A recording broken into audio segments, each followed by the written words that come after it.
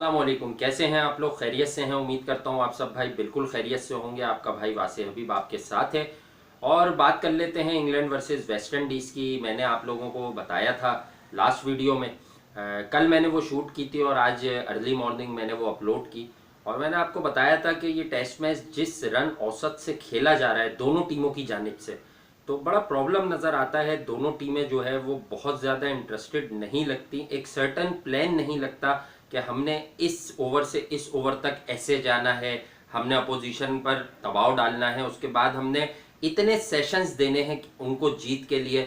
बहरहाल England team के पास तो जवाब है कि पहली इनिंग्स में उनके पास से एक कोई खातिर खा जो है ना लीड नहीं थी, बल्कि वो जो है वो यकीनी तौर पर मैच में पीछे थे।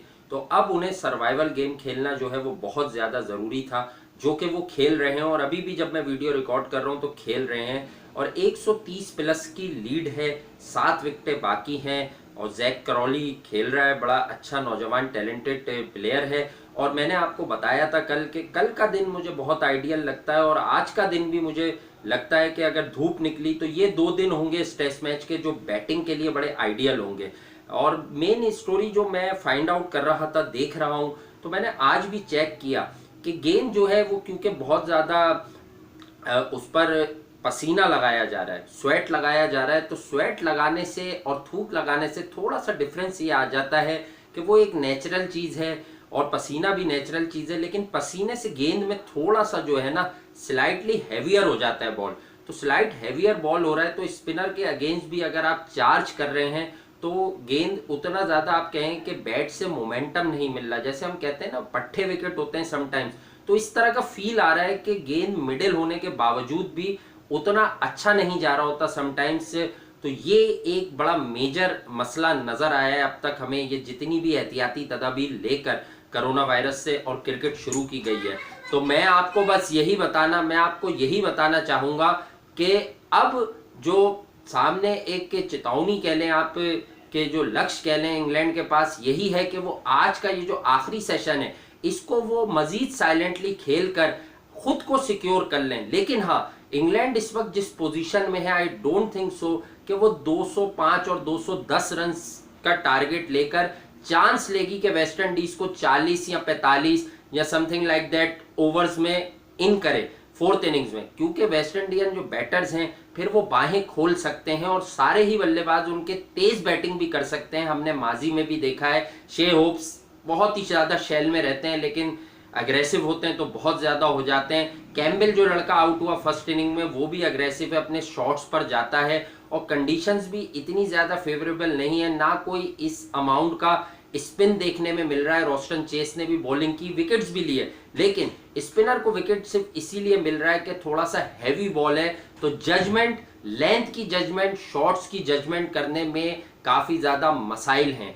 तो ये एक अनहोनी चीज़ जो हमने कहा था कि जब ये टेस्ट मैच चल रहा होगा और अपने इख्तिताम की जानिब बढ़ेगा तो बहुत ज़्यादा आपको मालूम चलेंगे रीजंस कि ये नई जितनी भी जिद्दतें लाई गई हैं कोई ना कोई इसका डिफरेंट इम्पैक्ट आ रहा होगा। तो ये हमने देखा कि डिफरेंट इम्पैक्ट इस तरह से आ रहा है, इस तरह की फॉर्म में आ रहा है। और फिर उसके बाद अगर आप दूसरी बात जाने तो यकीनी तौर पर मैंने कहा था कि वेस्ट इंडीज के पास भी शेनन गैब्रियल, अल्जारी जोसेफ, ये थोड़े से तेज बॉलर्स हैं।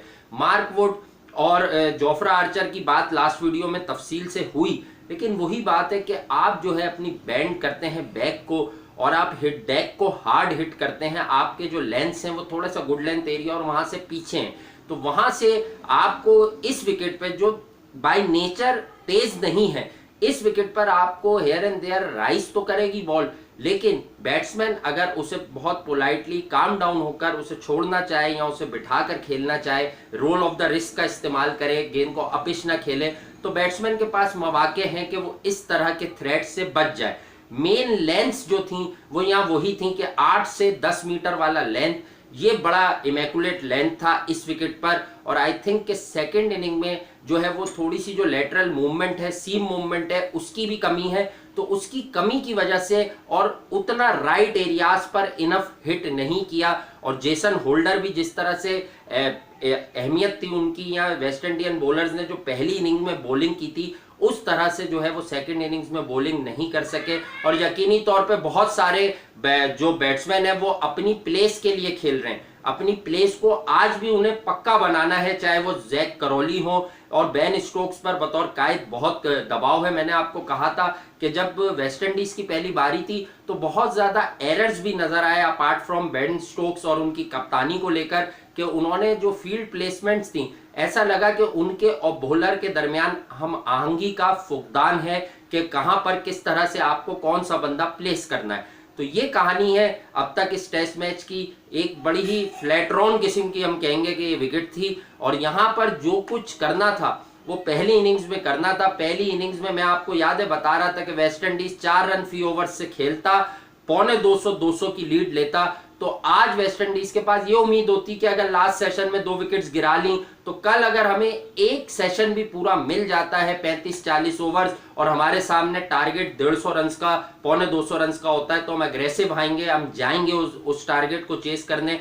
आई थिंक कि इंग्लैंड जो है ये टेस्ट मैच ड्रॉ की जानिब गामजन लगता है मुझे। इंग्लैंड जो है वो इसमें ज्यादा लकी मैं इसको कंसीडर करूंगा कि इतना बुरा पहली इनिंग की बल्लेबाजी के बाद, या ये कह लें जेसन होल्डर की कमाल बॉलिंग के बाद, इंग्लैंड की टीम जो है वो इनिशिएटिव लूज कर गई थी। वेस्ट इंडीज के पास मोमेंटम था, लेकिन वेस्ट इंडीज की जो बिल्कुल ही कहते हैं ना कि मैं कहूंगा कि प्लानिंग के बगैर जो बल्लेबाजी हुई, कि थोड़ा सा उन्हें रन रेट को भी देखना था, साथ अपने सेशन जहन में रखने थे कि अब हमारे पास इतने सेशंस रह गए, अपोजिशन को हम उतना टाइम ही नहीं देंगे कि वो खेल में वापस आ सके। इंग्लैंड इस खेल में वापस आ गया, लेकिन मैं वही बता रहा हूं कि 2.5, 3, 3.25 यहां तक आप इस औसत से रन्स बनाकर टेस्ट मैचेस का नतीजा जो है ना वो नहीं निकाल सकते। तो बहरहाल आई थिंक कि अगर वेस्ट इंडीज भी खुश है कि ये मैच ड्रॉ हो जाए, हाँ आउटसाइड चांस इंग्लैंड के पास हमेशा रहेगा। उसके लिए इंग्लैंड को बड़ी रैपिडली विकेटें खोनी होंगी, क्योंकि अगर वो विकेटें लूज करेंगे तो ही वो इस पोजीशन में आएंगे, वरना वो अभी मजीद 100-125 रन किए बगैर आई डोंट थिंक सो किसी किस्म का कोई चांस लेंगे। अगर लेंगे लास्ट सेशन में कल या 1.5 सेशन में तो वो मायने खेस चांस होगा। वो दोनों टीमों को पता होगा कि अब ये मैच ड्रॉ हो गया है और इंग्लैंड बस ये चांस लेगी कि हम शायद शुरू के 15 ओवर्स में इनका टॉप ऑर्डर पूरा उड़ा दें या हम 4 से 5 विकेट्स ले लें, तो शायद कोई हमारे सामने फ्लड गेट्स ओपन हो जाएं और हम जो है ना वो कहते हैं ड्रामेटिकली जो है इस टेस्ट मैच में फतह हासिल कर लें। पर ऐसा होना करीब करीब नामुमकिन नजर आता है। आप सब भाई ऐसे ही चैनल को तेजी से सब्सक्राइब कीजिए, लाइक कीजिए, शेयर कीजिए। और जिंदगी ने वफा की तो अगली वीडियो में आपसे मुलाकात होती है और अगली वीडियो भी करेंगे, इस टेस्ट मैच में को एनालाइज करेंगे, समराइज करेंगे। जब तक आप देखें इस वीडियो को और एंजॉय करें और अपना फीडबैक जरूर दीजिएगा तमाम लोग। बहुत शुक्रिया, सत श्री अकाल, आदाब, अस्सलाम वालेकुम।